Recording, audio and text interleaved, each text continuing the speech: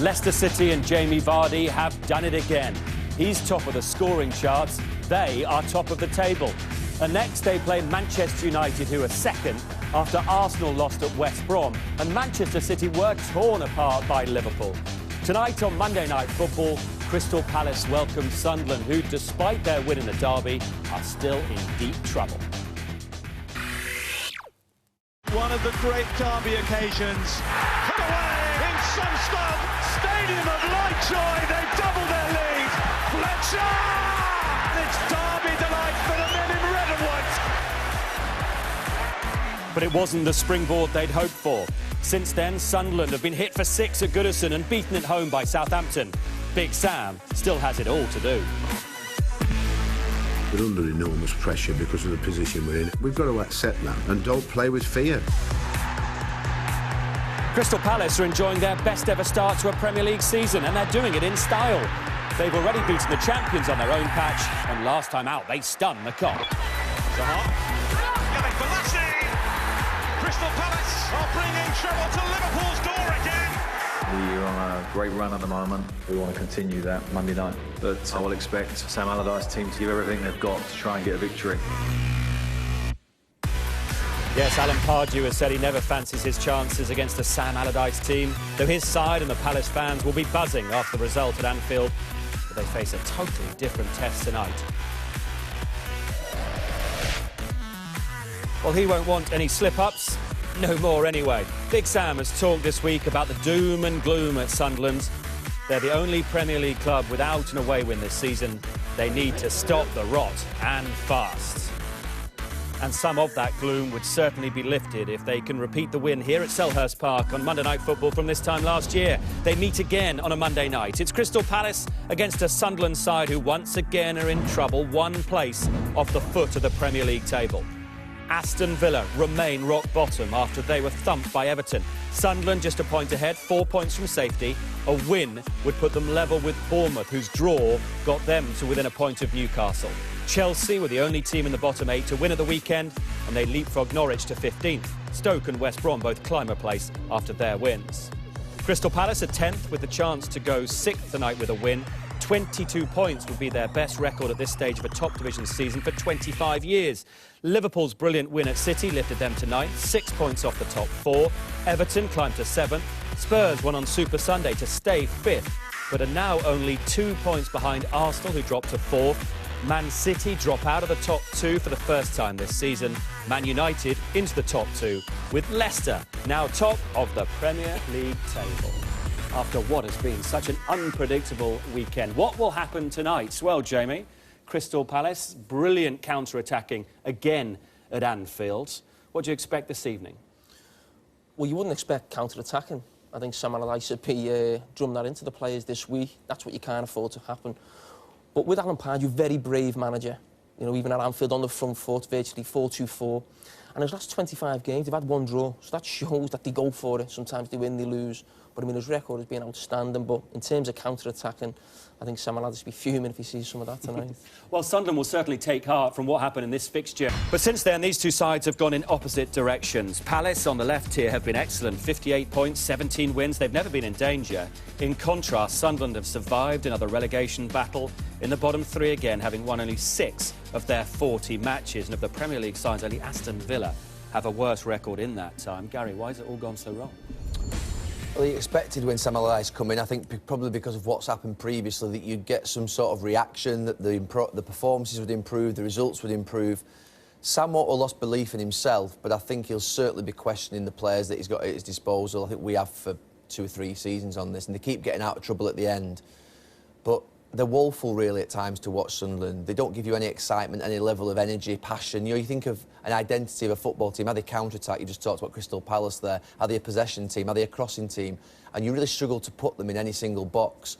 And tonight, you're looking at the teams that have come through and you're thinking the only way they can win is by a dogged, horrible, resilient performance and a moment from a Defoe or a Fletcher, of somebody of that ilk.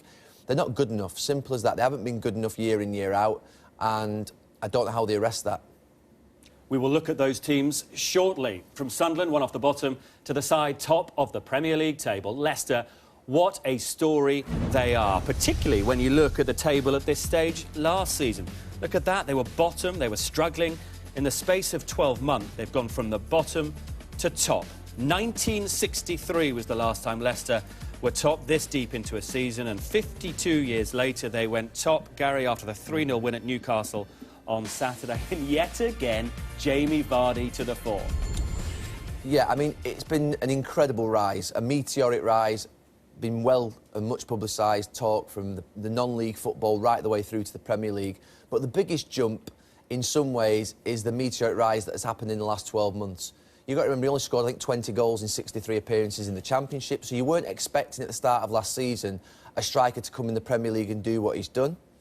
12 months ago, any player that plays up front in a Premier League team has to catch the eye of the England coaching team, which I'm part. And the actual reports that were coming through is that he's raw, a little bit erratic in front of goal, but lightning quick and was a handful. If you look at the actual sort of graphic of last season, you'll see that. In the first 13 appearances of last season on the left there, 1 goal, 889 minutes, only 14 shots versus his 41 this season. 8 shots on target, so that's that erratic finishing that I'm talking about, and the shot conversion again, so he's rash in front of goal, he grabbed at a lot of chances. However, I think come sort of February, March, you got to a point whereby you were looking at Jamie Vardy and you were thinking, there's big improvement happening. Leicester were improving as well, and there was a moment, I think, in April at West Bromwich Albion, which really, I think, caught everybody's eye, certainly my eye, and you think that. And at that moment, you're thinking, that's a bit different. Someone who can go on his wrong side in that left channel and smash it across a goalkeeper. You then come into this season, he got his England call-up at the end of last season, probably give him a lot more confidence. He's come into this season and he's a completely different player in terms of that little bit of rawness. He was unpolished last season. You look at him now and he's a fantastic finisher. And he scored 3 types of goals, I think, generally. Penalties, obviously nothing for the opposition to do about that. Headed goals where he gets across people, he's aggressive in the air. And this type of goal, which is the one that we'll see. And this is basically against Arsenal. I'm just going to highlight him where he is there. He's there, and Per Mertesacker, who obviously isn't the quickest, is behind him. And Mertesacker's in that devil in the deep blue sea position where what he doesn't want to do is that ball breaks, just take it forward. He doesn't want Vardy to get it to his feet, so he's turning and running at him. So he tries to converge on him, he goes tight, and he gets too tight in those sorts of positions. This goal here, what he does, he isolates centre-halves. And I'm not saying that full-backs of opposition teams shouldn't go forward, but what they certainly should do is sprint back quickly when they see their centre-half exposed against him. Because he actually lays this off and turns in one movement here. And he's away. And it's devastation, this. Johnny Evans has chased him. He's got absolutely no chance. And he's, again, fires it in with his right foot across the goalkeeper. Coming to this goal on Saturday, this is him. The nightmare bit's still there for defenders. He closes you down, he hunts it down, he works hard, which is a dream for any striker. The ball gets played forward. And I think this is now a position whereby asking the question moving forward about Jamie Vardy, because there's no way teams will be as bad as Colaccini and Newcastle's defence were moving forward, and particularly in these next 6 games, which are tough. He's going to get marked tighter, he's going to get brought against. And I think there, if you just look at what would happen, I think, in a perfect scenario, he would come across, he would shuffle across, the left-back would get right the way in, and you'd be in a position whereby he'd have less space. As we move it forwards, for some reason, Colaccini thinks it's the right thing to do to stand off him. And he allows him to get it there. Now, I think there, now, what we're seeing now is a level of maturity from Vardy. Because I think last season, what we would have seen would, I think he'd have gone straight away there, raw, passionate, direct, straight towards goal. he actually toys a little bit with Colaccini here, slows him down, makes him think he's not injured, makes him feel like he's going to go back, slows him up, and then plays that brilliant 1-2, and then he gets into a great position. He's just offside, if you look at it from a different angle, but again, the finish is absolutely brilliant towards the near post. And I think, obviously, watching him with England, the thing that you sometimes see in players, I think, is can they play in tight areas? Can they play when it's quick or in five-a-side? Sometimes players like Jamie Vardy can become a little bit exposed because you always think of them running behind, but he's got a good touch, a lot better touch than people would give him credit for. I think he can play in tight areas, but I think in the next few weeks against the top defences where we'll really see whether he can adapt and adjust when other teams show him a lot more respect than teams are doing at the moment. Well, he'll be looking to break records because on Saturday, that goal we just saw means he equalled the record by scoring in a 10th consecutive game. 12 goals in total. The minutes per goal is so impressive. And all sorts of goals. The ones, Gary, you just referred to this. Penalties, right foot, left foot, a header as well. All of them inside the box. How have he and Leicester done it in your eyes? Well, we look at the manager who's come in, Claudio Ranieri, and I think we should mention the fact that he hasn't actually changed too much from last season, the job Nigel Pearson did. But we look at the style now, and we see Leicester at the top for goals, fantastic for them, but look where they are now in terms of, and think of Ranieri as a manager, possession, passes per game, passing accuracy. This is a manager who has managed Chelsea, top teams abroad in Valencia. That's not really his style. So I think he should get credit for saying, this is working. Devastating on the counter-attack, not too interested in possession. And then you look at these two here now.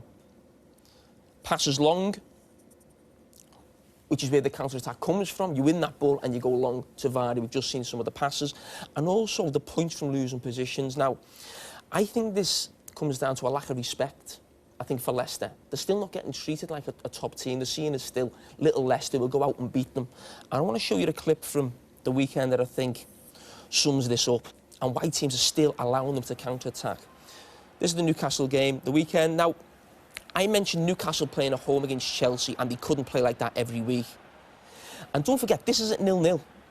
So when this ball comes out now, they're going on the front foot. They think they're playing Leicester. They're not treating them like a team at the top of the league as they did Chelsea. As that long ball comes now, Gary's mentioned Vardy. He can't be left there. Mahrez as well, who has been as bigger impact as Vardy as well. Left, 2v2, Newcastle defenders. Newcastle wouldn't have let themselves in that position against Chelsea or another top team. Think of the points they've won from behind. Remember when we looked at Aston Villa game, the 2-0 up, they allow Leicester to come back in because they're going for goals 2 and 3. These are the side now. When you get up in that game, you have to hold on for it. You can't keep flying forward and thinking it's just Leicester. Treat them as a top team. I think eventually teams will because you can't leave those spaces for Leicester, for Vardy and for Mahrez. But it comes down to a lack of respect. And I think when teams are looking at them now, Manchester United have them at the weekend. They have a tough run of fixtures, but you have to start treating this team differently. And those fixtures, Gary, clearly are tough. You've been referring to them. Manchester United next. And then look at that. Chelsea and City, the games at home. They've got to go to Merseyside twice. Everyone's saying it can't last. How long do you think the form can go on? I hope it goes on for a long time because I think everyone's enjoying watching them. But I think you're right. I mean, United got a sobering experience there last season. So you think that they've already suffered the shock of what can happen at Leicester. I think that looking at Leicester, I see them finishing probably around 8th. I do think they'll tail off from where they are, but that isn't a criticism. If you just said to me at the start of the season, Leicester will finish 8th, I would have said that is a memorable season, and that's not being disrespectful. But eventually, it will. Teams will start showing them respect. It's a really good point. They're treating them like a bottom 6 team. You now start treating them like those teams there, Everton, Liverpool, United, City, Chelsea, will not treat them with disrespect. They can't. It's impossible to. Vardy and Mahrez, they're fantastic. So I think from that point of view, I would say that in the next few weeks, I think they will drop quite a few points, I suspect. That's not necessarily saying Saturday, but I just think they will inevitably tail off because teams will pay them more respect. And I think they'll just fall down the league, but still to an incredibly respectable position. At the moment, they're top. They're absolutely flying. We see them next on Saturday Night Football. Tonight, Palace have got the chance to go 6th. Sunderland badly need a win. A 1-0 win would give them an identical record to Bournemouth. Any other win would take them up a place to 18th. Right next, Liverpool. Won at Stamford Bridge 3 weeks ago. Now they've won at the Etihad. We'll look at how they did it and what City could have done to stop Klopp.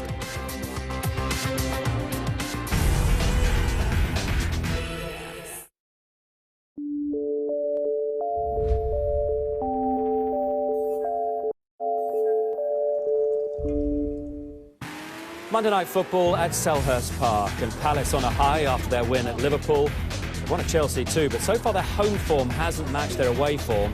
Sunderland have only picked up 1 point on the road so far. Let's check the teams tonight. Alan Pardew's made 2 changes to the Palace side that stunned Anfield 2 weeks ago. Joe Ward comes in for Martin Kelly at right back. And up front, Bakary Sakho makes way for Connor Wickham, who starts against the club for whom he made 91 appearances, scored 15 goals in his 4 seasons with them. Well, Big Sam has rung the changes to the team beaten by Southampton. He's going 4-4-2 tonight. 5 changes in total. Captain John O'Shea returns. He's set to play at left back. In midfield, in comes Seb Larsson, Lee Cattermole returns from a back injury, and Patrick Van Arnholt. Up front, Jermaine Defoe comes in and starts alongside Stephen Fletcher. And we will hear from both managers shortly. Right now, though, to the Etihad. And what a result this was for Liverpool. How did Jurgen Klopp do it, Jamie? Well, I mean, the first 30-35 minutes was as good as anything I can remember. Not from Jurgen Klopp, but a Liverpool team, I think, in the Premier League, especially going away to a big team, Man City, one of the top sides. And I want to look at the front three to start with. It was scintillating all day, but mainly about the positions that they took up and the reasons why Jurgen Klopp may have gone with this. So you had Coutinho, Firmino and Lallana there. Very narrow as a front three. He played them at Chelsea, also at Spurs, the 2 of them behind the front. But this was slightly different, very narrow. 2 reasons for that, I think, was to stop Man City, when in possession, playing balls into midfield and force them wide. But also, when you're that narrow, you can make penetrating runs from there. It gives you the great chance because City centre-backs like to step out and be aggressive. And also, as we'll show later on, when they're on the edge of the box, they always hold that line. And I just want to look at, as this ball comes into Coutinho, now Demichelis does that, steps out to the ball. Mangala holds the line, and this is after 30 seconds of the game. Lallana, Milner was arm up there now, wanting to run into that space. And the fortunate there, Man City, a better ball to get in. Now let's look at the first goal. That 3 again, very narrow. No ball's going to go through them into the midfield players. Force the ball wide to Sanya. Because they're narrow, they're in positions now where they can make runs. We just forwarded on a touch. And for Liverpool supporters in the 40s or 50s, that run that you're looking at now, that's a Ian Rush run onto a Kenny Dalglish or a Jan Moldy pass, a straight pass to a diagonal run. He just rolls it on now, and this is the first goal. But what I like is, OK, it's an own goal. But there's 2 players there. Because of the starting positions, being narrow, there they are all together. How close they are as a threesome. And this is what you saw all day. It comes in again, Coutinho, into Lallana. He picks it up. They get a bit of fortune. And then they're onto them again. And this is... Just take it back. It was like the Red Arrows watching Liverpool. Those runs, going through people all the time. Coutinho's the first one to make this run. Now, we know what City are like as a back four. They hold that edge of the box. They don't go back. They don't go with runners. They hold that line. OK, Lallana doesn't see him or doesn't play that ball. Comes inside now. So we're not just talking about the goals. They could have scored another 2-3 goals from this sort of tactic. Firmino makes that run there, and then James Milner comes on. And you could see the work, I think, that had been done through the week. There was talk why Benteke wasn't playing. And he said, well, look at these diagonal runs. Because they start narrow, it gives you a chance to penetrate. If you're wide on the flanks, you can't make that run at times. It's too difficult to get there. And this was something obviously being highlighted with City. Edge of the box. The back heel's exquisite from Emre Can. But look, you've got that again. They know City, hold that line on the edge of the box, diagonal run to a straight pass. Now, I think he's slightly fortunate. I think that's meant for Firmino. It comes in, he slots it in, the 2 of them right next to each other again. And there you have those front 3. And I think we've spoken about the work of Klopp in terms of being organised and pressing.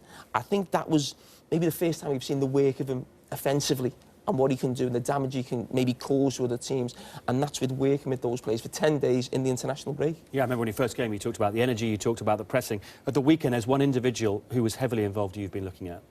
Well, it was. I mean, we covered that in the first game at Tottenham, the pressing, the counter-pressing, 4 or 5 players around the ball. I wanted to look at one player in that system in terms of Lucas. Now, what he's doing is he's the hold midfield player. Now, a normal hold midfield player, his first reaction when they lose the ball will be looking over his shoulders. Where's the number 10?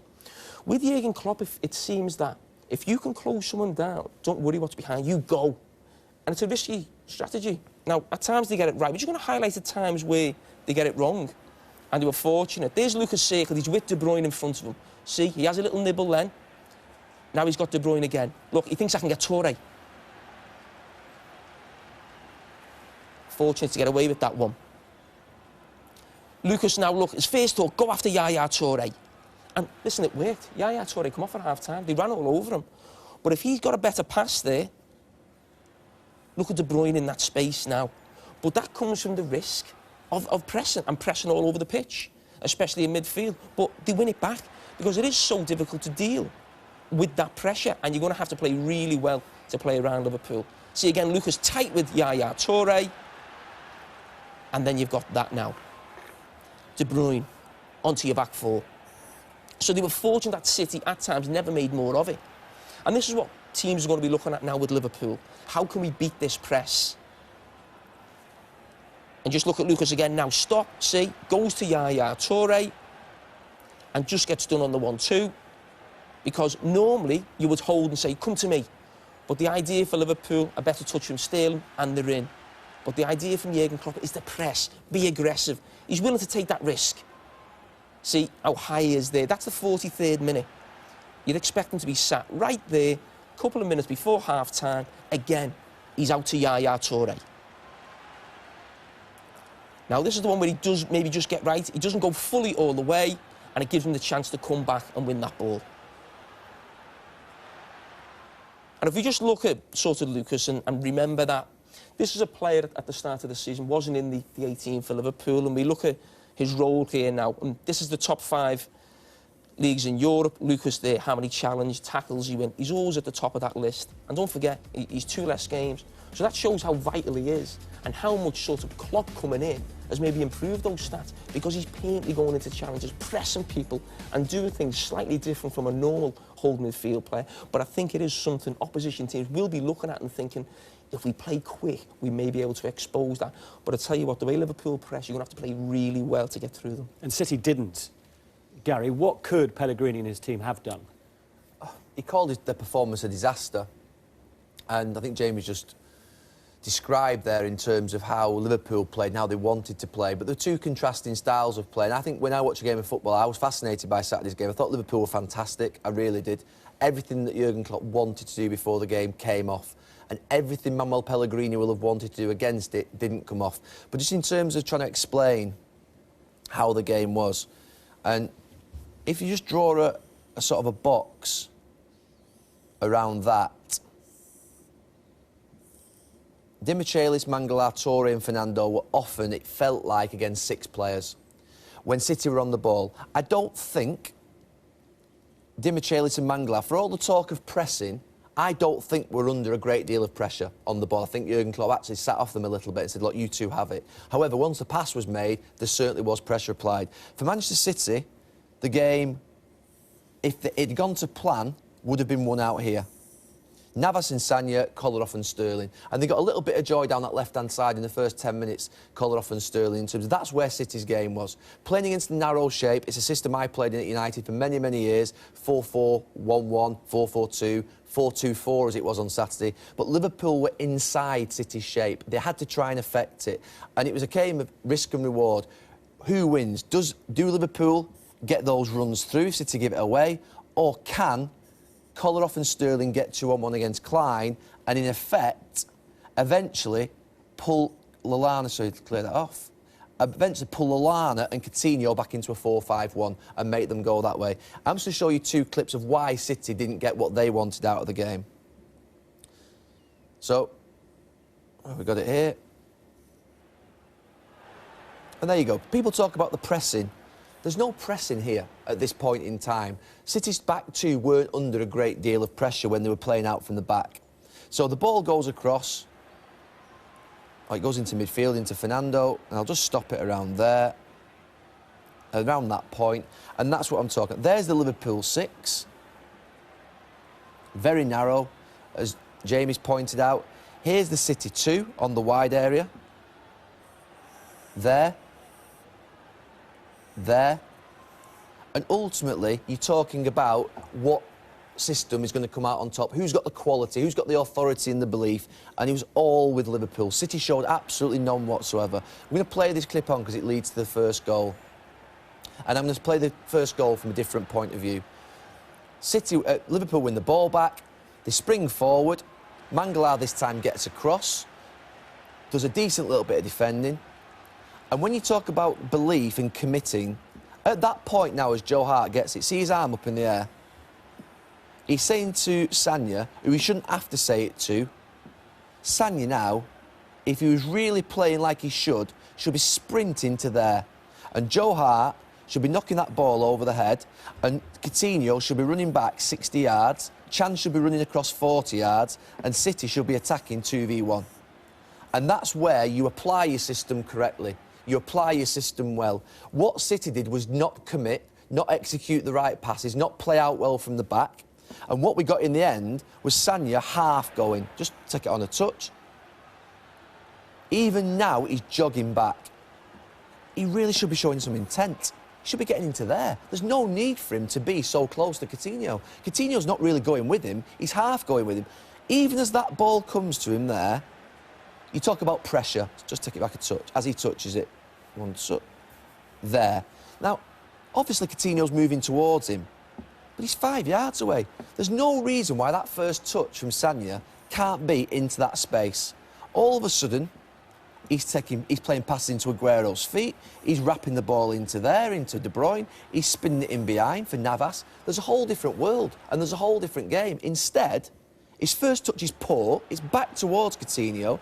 He invites the pressure, and it's all about the simple things, getting into the right positions, committing, having the right touches, and they end up giving the goal away. Mangala gets himself in a knot, and it goes like that. Let's just take a touch back. If City see the game, at this moment in time, where's the game for Manchester City? The game is over there. There it is. I'll show it you better. 1, 2, 3, 4. If Di Michelis just touched that ball out of his feet and throws it into there, there's absolutely no way Lallana, who's coming narrow to try and press that, is able to get back to that.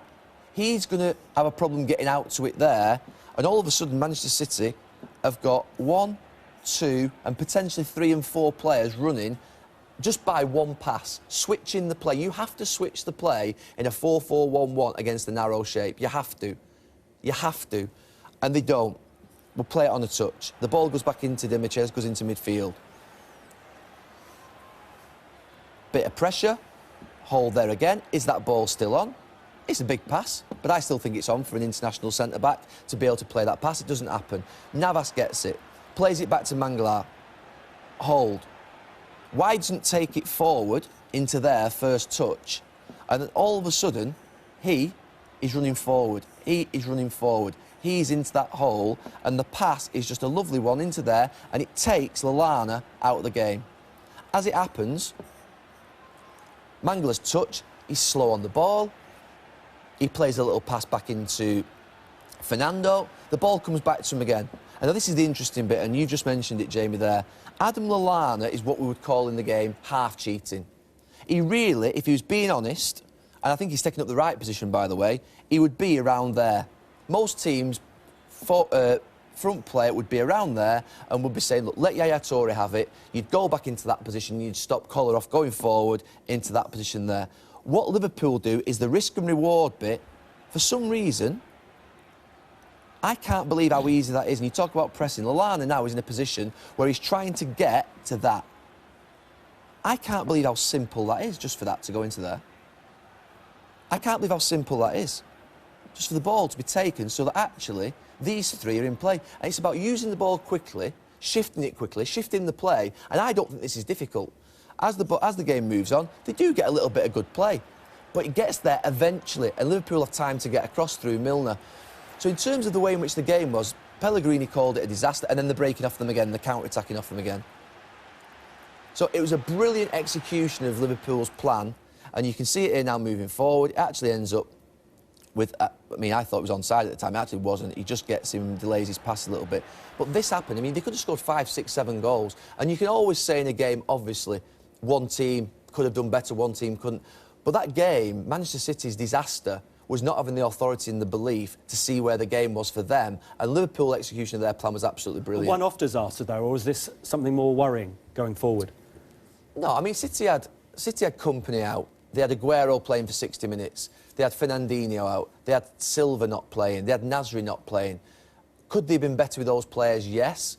I still don't fully believe in Manchester City. I can't believe where they've got to. They should really be. In this league this season, with what they showed earlier on in the season, the quality they have, they should be walking this league. And that's not being disrespectful to them. The players and squad they have and the quality they can show, they really are underperforming to be where they are. I still think they'll win the league, but they're underperforming and they're underselling themselves. They're third, as things stand, with Leicester on top, as we've been discussing. United up to second, Arsenal down to fourth. It's so tight. What do you make of it all, Jamie?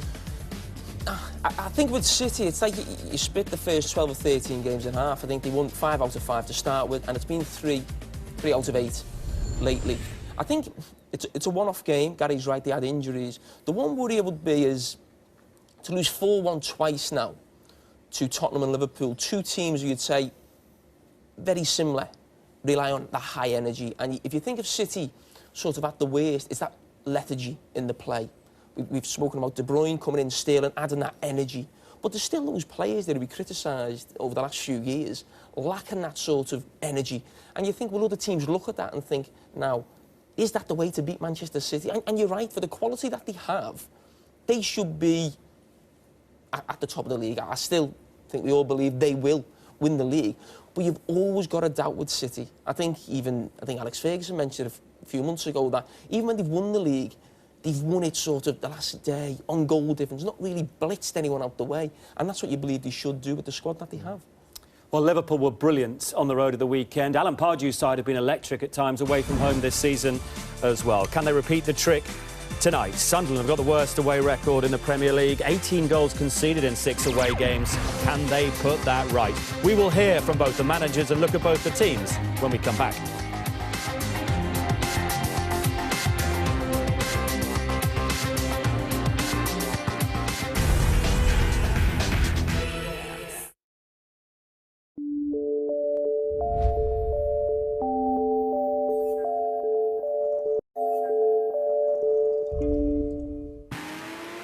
Sunderland do not like Mondays. They've won just once in the last 21 Premier League games played on a Monday.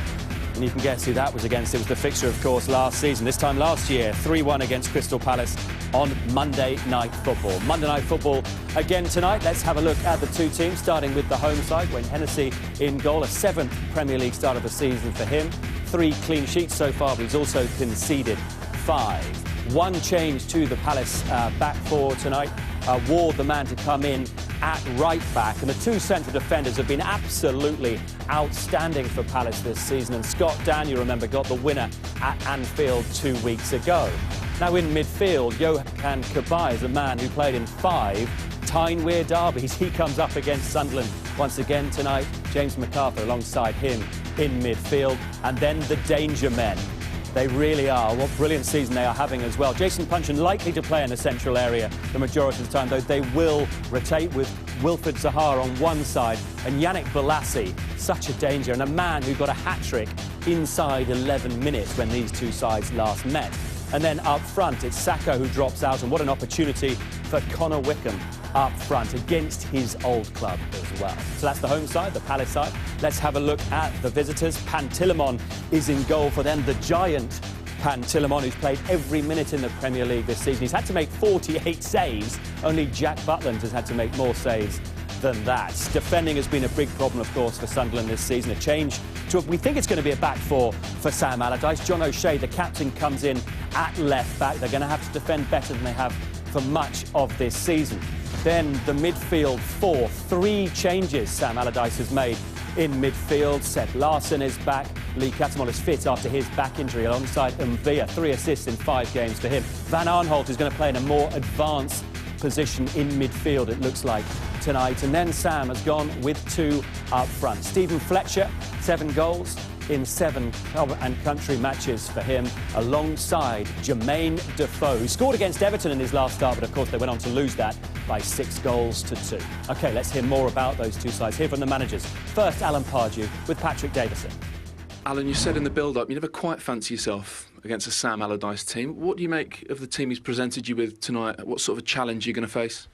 Well, he's going to play 5 at the back tonight, so trying to create a system that's going to cause us problems.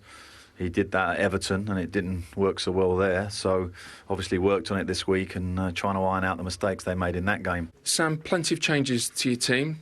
Changed your shape as well? Was this a 4-4-2 tonight? Yeah, I think that we just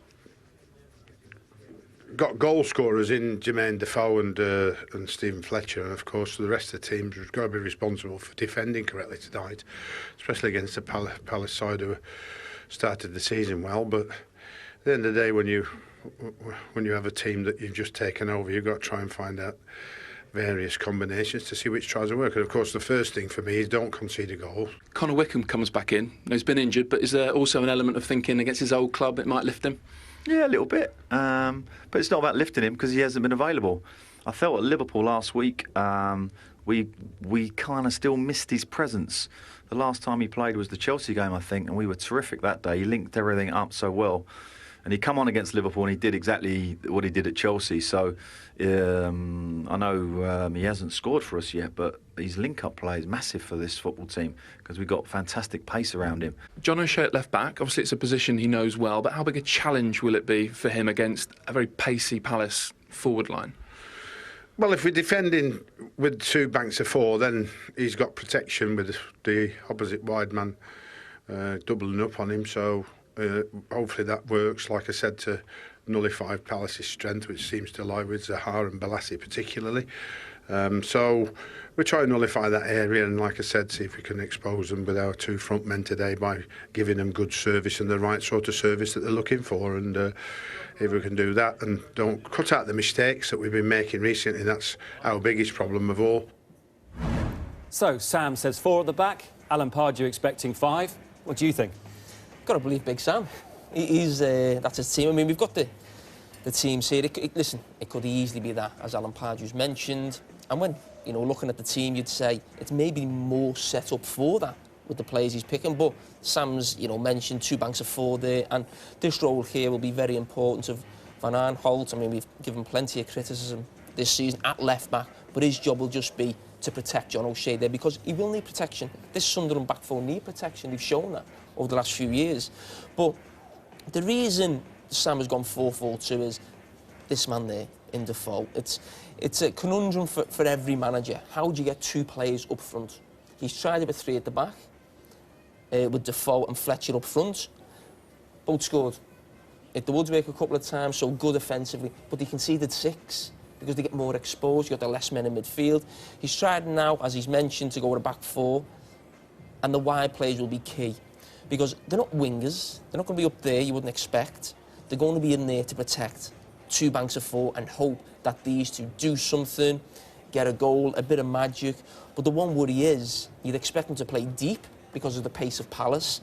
Defoe's not the quickest, he's more of a penalty box striker, and the same with Fletcher. So you see very little counter-attack and very little sort of idea how they're going to get those goals. What does Sam need to be wary of then? I think Jamie's just pointed out. I mean, I know he said that, these 2 banks of 4, but if you're going to try and win a football match, at some point, these lads are going to have to go forward. They're going to have to try and get into that last third. Let's throw them up. And when that happens, I think that Zaha may just say, actually, I'm not going to go back and double up. I'm going to let Ward deal with him one-on-one, because even if O'Shea goes forward, even staying in there a little bit narrow and letting Kabaya come across and punching, there's got to be a willingness to want to get into there and just take that off, get these out of the way, Kabul here, John O'Shea, obviously played with John O'Shea for a long time. He's been a good left-back, but now getting into his later years, being exposed one-on-one versus Zaha, Balassi switches over. It will happen at some point in the game, and if we've got the clips here of Zaha and Balassi playing on that left side, they both do it. They're bright in terms of how do they deal with that, in terms of if Van Aanholt has to go forward, O'Shea, Kabul left in that zone against Zaha and Balassi. So those Palace players are trying to follow up their brilliant win at Anfield. Sunderland need to try and repeat last season's win at Selhurst Park to move within a point of safety. The action comes next.